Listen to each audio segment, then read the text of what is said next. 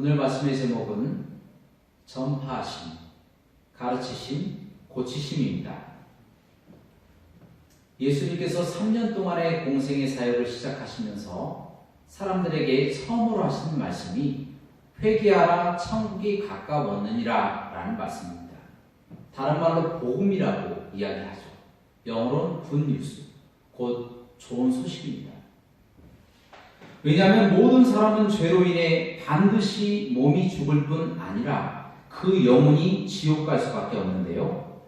오직 복음을 듣고 예수님을 믿는 사람만이 그 죄를 용서받고 천국에 들어갈 수 있기 때문입니다. 예수님은 죄로 인해 지옥에 갈 수밖에 없는 모든 사람들에게 복음을 선포하심으로 그들을 구하려 하셨다는 것입니다. 그런데 사람들은 이 좋은 소식인 복음을 들으려 하지 않습니다. 귀를 막고 돌을 던집니다. 눈을 가리고 주먹을 휘두릅니다. 애써 외면하며 십자가에 못을 박습니다. 결국 가장 먼저 복음을 선포하신 예수님은 십자가에 못 박혀 돌아가셨습니다.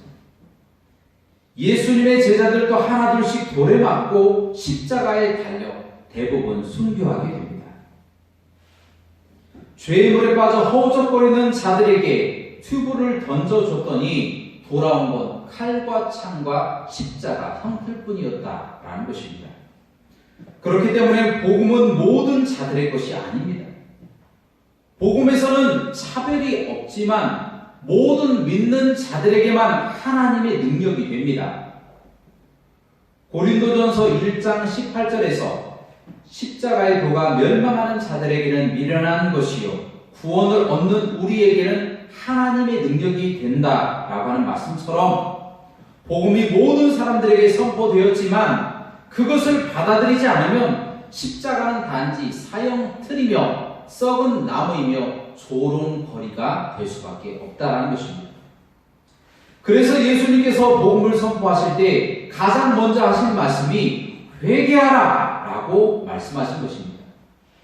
왜냐하면 회개는 복음을 받아들이기 위한 필수 조건이기 때문입니다.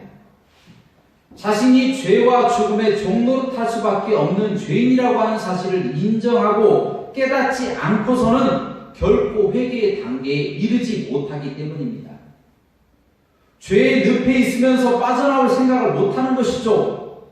그런 사람들에게 복음을 아무리 잘 설명을 해도 소 귀에 병 읽기처럼 멸시하고 무시하고 외면할 뿐이다 라는 것입니다.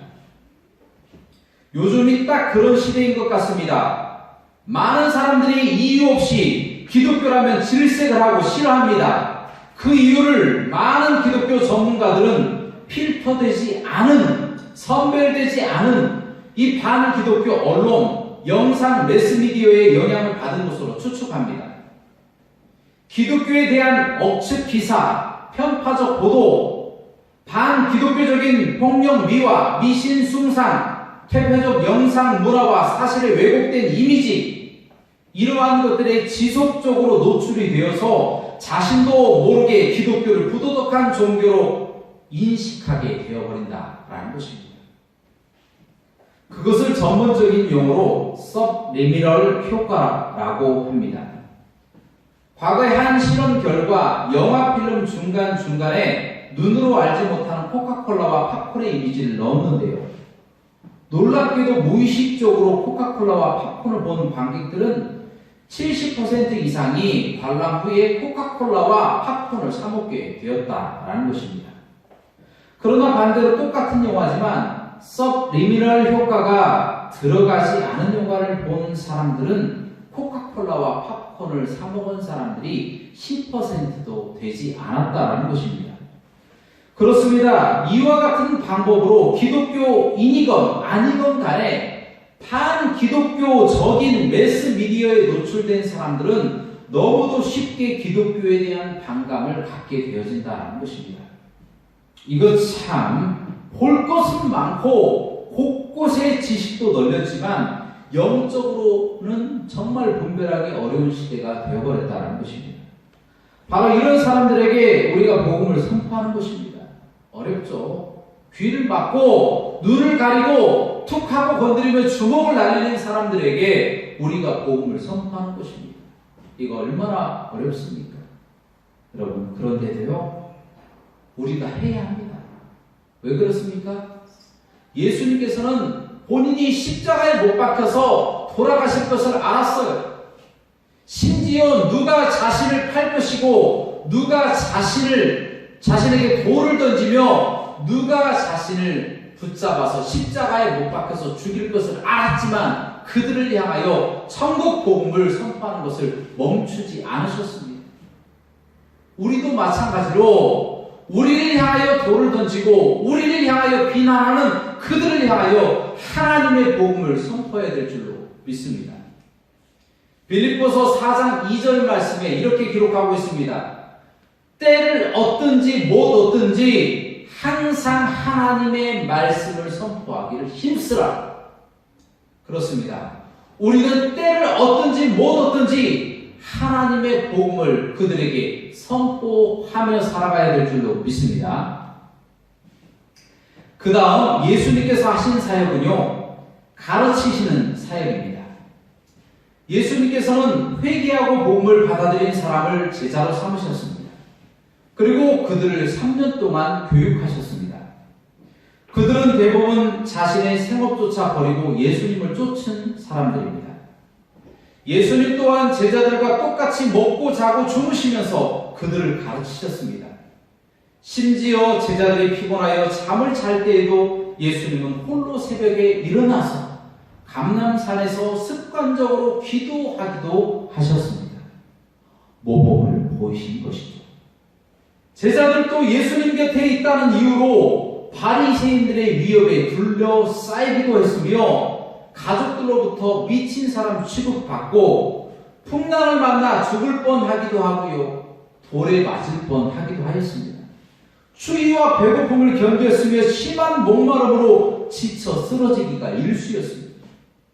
그런데 안타깝게도 나중에는 검과 뭉치를 들고 예수님을 잡으러 군사들이 오자 다 무서워서 도망쳐버리고 말았습니다. 그러나 우리 예수님은 마지막 순간까지 베드로를 교육하셨으며 십자가에 달려서까지도 한편 강도를 구원하시고자 애쓰며 노력하셨다는 것입니다. 이처럼 예수님은 가르치시는 사역을 멈추지 않으셨습니다. 끝까지 가르치는 사역을 통하여 제자들을 사랑하셨다는 것입니다. 요한복음 13장 1절 말씀입니다. 예수께서 자기가 세상을 떠나 아버지께로 돌아가실 때가 이른 줄 아시고 세상에 있는 자기 사람들을 사랑하시되 끝까지 사랑하시니라. 결국 예수님이 죽으신 후 예수님을 부인하며 떠났던 모든 제자들은 다시 회개하고 돌아와서 복음을 선포하고 예수님께서 가르쳐 주신 대로 자신을 죽일 수도 있는 원수들에게 하나님의 복음을 선포하면서 모두가 다 순교의 꽃을 피우게 됩니다. 그 결과 복음 전도자 스데반 집사를 죽였던 바울이 회심하여서 전 세계를 다니며 복음을 선포하였고 그 영향으로 온 천하의 복음이 선포될 수가 있었다라는 것입니다. 사랑하는 여러분, 이처럼 가르침은 말로써 되는 것이 아닙니다. 예수님께서 그의 몸으로 그의 삶으로 보여주듯이 가르치는 자는 모범이 되어야 한다라는 것입니다. 그럴 때 예수님의 능력이 나타나는 것입니다. 여러분, 그런데 너무 부담은 갖지 마시기 바랍니다. 왜 그렇습니까? 하나님은 분량에 맞게 사역을 나눠주시기 때문입니다. 성도들에게는 성도들의 분량에 맞는 사역을 나눠주시고요, 집사님에게는 집사님에게 맞는 분량을 주십니다. 장로님과 목사님에게는 그에 맞는 분량을 주시는 것이지 전혀 감당하지 못하는 새 가족에게 목사님이나 장로님들이 맡아야 될 분량을 주시지는 않는다라는 것입니다. 그런데 한 가지, 저희 하도 교회도요, 지금은 코로나 바이러스로 모일 수가 없는 상황이 되었습니다. 그래서 성경 공부를 지금 하지는 않고요. 차후에 이제 상황이 좀 정리가 되면요. 매 주일 밥 먹고 10분 정도 교육을 하려고 합니다. 최소한 일반 성도라면 기독교가 무엇인지 예배, 기도, 성경, 또 교회, 이단, 성경 이와 같은 것이 무엇인지 정도는 알고 있어야 하고 다른 사람들에게 설명할 정도는 되어야 한다라고 생각을 합니다. 그래야 복음을 선포할 수가 있죠. 사랑하는 여러분, 우리는 회개하고 구원받은 하나님의 사람들입니다.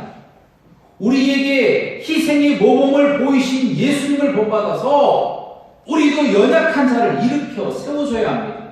또한 믿음이 부족한 사람들을 위하여 기도하고 세상의 복음을 전파하여 믿는 자들의 본이 되시는 삶을 살아가시는 저와 모든 하고교회 성도님들 되시기를 주님의 이름으로 축원합니다. 마지막으로 예수님께서 하신 사역은 질병을 고치시는 사역입니다. 오늘 본문 말씀에 나오는 것처럼 예수님께서 온 갈릴리를 다니시면서 병을 고치시니까 온 수리아 지방 사람들과 데가볼리와 예루살렘과 유다와 요단강 건너편에서까지 수많은 무리가 예수님께 찾아옵니다. 왜 찾아왔습니까? 병을 나으려고 찾아온 것입니다. 여러분, 세상에는 아픈 사람들이 참 많습니다. 감기처럼 사소한 질병도 있지만 생명을 앗아가는 암처럼 무서운 질병도 있습니다. 부끄러운 얘기지만 저도 요 며칠 새에 발톱 때문에 고통을 참 많이 했습니다. 내성 발톱이라고 발톱이 산을 파고 들어가는 거예요. 지금은 거의 나았습니다. 그런데 참 너무나도 고통스럽더라고요. 그런데요, 제가 예전에 알고 지내던 한 집사님이 계시는데요. 그 집사님은 CRPS라고 하는 복합부위 통증 증후군이라고 하는 희귀질병을 앓고 있었습니다. 제가 이 집사님을 10년 정도 알게 되었는데요. 단 한 번도 알고 지내면서 악수해 본 적이 없어요. 왜냐면요, 이 집사님 손을 만지면 그 손이 너무 아프대요. 이 분은요, 몸을 툭 하고 건드리면 그 몸이 꼭 불로 태우는 것처럼 화상을 입은 것처럼 통증이 굉장히 심해진다라고 하더라고요. 그래서 악수 한번 제대로 못하고 통증이 너무 심해서 살아가는 것조차도 너무 불편하게 괴롭게 살아가시더라고요. 저는 솔직히 마음이 무너지더라고요. 하나님, 왜 이런 고통을 주셨습니까? 이런 질병을 하필 교회도 열심히 다니는 저 집사님에게 주셨습니까? 솔직히 원망도 되더라고요. 그리고 엉뚱한 생각도 나더라고요. 하나님이 신이시니까 인간의 고통을 모르시는 것이 아닌가라고 하는 생각이에요. 그러나 여러분, 아주 다행스럽게도 우리 예수님은요, 고통을 느끼지 못하는 하나님이 아니십니다. 신학적으로 예수님을 가리켜 베레데우스 베레호모라고 하는 말을 쓰는데요. 그 뜻은 참 하나님 되시고 참 인간 되신다라고 하는 뜻입니다. 곧 우리 예수님은요, 배고픔, 추위, 피곤함, 살이 찢김, 못이 박힌 피를 흘리심, 이 모든 고통을 인간처럼 다 느끼셨다라는 것입니다. 심지어 인간 예수님은요, 십자가의 고통이 너무 두려우셨어요. 인간이기 때문에. 그래서 십자가에 달리시기 바로 그 전날 겟세마네 동산에 올라가셔서 땀방울이 핏방울이 되기까지 기도하시면서 할 수만 있으면 이 고통의 잔이 지나갔으면 좋겠습니다. 그렇게 기도하셨다라는 것입니다. 그러나 우리 예수님은 묵묵히 바로 우리를 위해서 십자가를 지셨고 모든 고통을 참으시고 그 길을 묵묵히 가시게 되었습니다. 여러분, 그렇기에 우리의 고통을 너무나도 잘 아시는 우리 예수님께서 우리의 작은 작은 신음에도 반응하신다는 것입니다.